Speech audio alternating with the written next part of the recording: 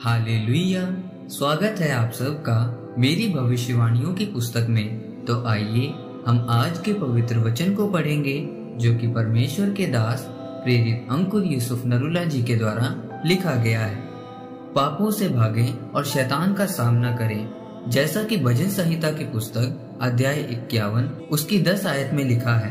हे परमेश्वर, मेरे अंदर शुद्ध मन उत्पन्न कर और मेरे भीतर स्थिर आत्मा नए सिरे से उत्पन्न कर। मेरे प्रियो, बाइबल में परमेश्वर ने कहा कि शैतान का सामना करो और व्यभिचार से भागो। बाइबल में कहीं नहीं लिखा कि व्यभिचार का सामना करो। परमेश्वर का वचन कहता है कि आज चुन लो कि तुम शैतान की सेवा करना चाहते हो या फिर परमेश्वर की। बाइबल में हम देखते हैं कि यूसुफ को उसके भाइयों ने मिस्र में बेच दिया था और उसको पोतीफर के घर में काम करना पड़ा। लिखा है यूसुफ को उसका पिता उसके सभी भाइयों से ज्यादा प्यार करता था, इसीलिए उसके पिता ने उसे रंग बिरंगा अंगरखा पहनाया था और इसीलिए उसके भाई उससे इसीलिए नफरत करते थे। लिखा है कि जब उसके भाइयों ने उसको धोखे से मिस्र में पहुंचा दिया तो यूसुफ को हर पल नए संघर्ष का सामना करना पड़ा, लेकिन उसने अपने उस संघर्ष के समय में भी परमेश्वर के साथ पवित्रताई से चलना नहीं छोड़ा।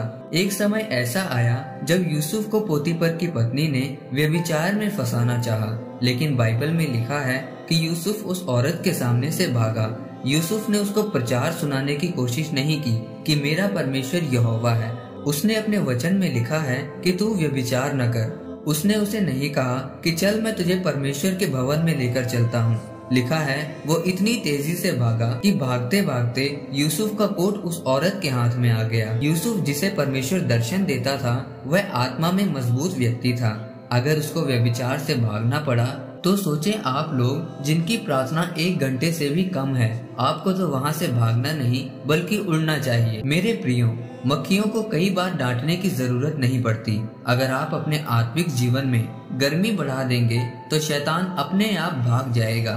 आप जब अपनी प्रार्थना को बढ़ाएंगे, परमेश्वर के वचनों पर चलेंगे, जब आपकी प्रार्थना का कोई उत्तर आपको नहीं मिल रहा हो, तब भी पवित्रताई के साथ परमेश्वर में अड़े और खड़े रहेंगे, तो एक समय आएगा कि हर एक बीमारी की आत्मा, पाप की आत्मा और मुसीबतें आपको छोड़कर भाग जाएंगी।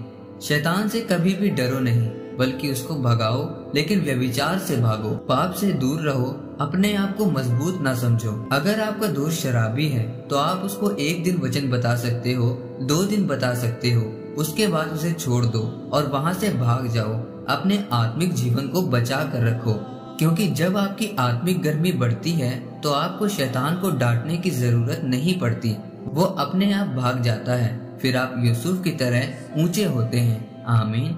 आइए परमेश्वर के दास के द्वारा लिखे गए इस अंगीकार को आप मेरे साथ एक मन होकर करें। सर्वशक्तिमान परमेश्वर, आज के वचन के लिए मैं आपका धन्यवाद करता हूँ। परमेश्वर, मैं अंगीकार करता हूँ कि मैं शैतान का सामना करूंगा और पाप से भागूंगा और आपके वचनों के अनुसार चलूंगा। प्रभु यीशु मसीह के नाम में आमीन। परमेश्वर आप सबको आज के वचन के ऊपर मनन करने के द्वारा आशीषित करे। आमीन।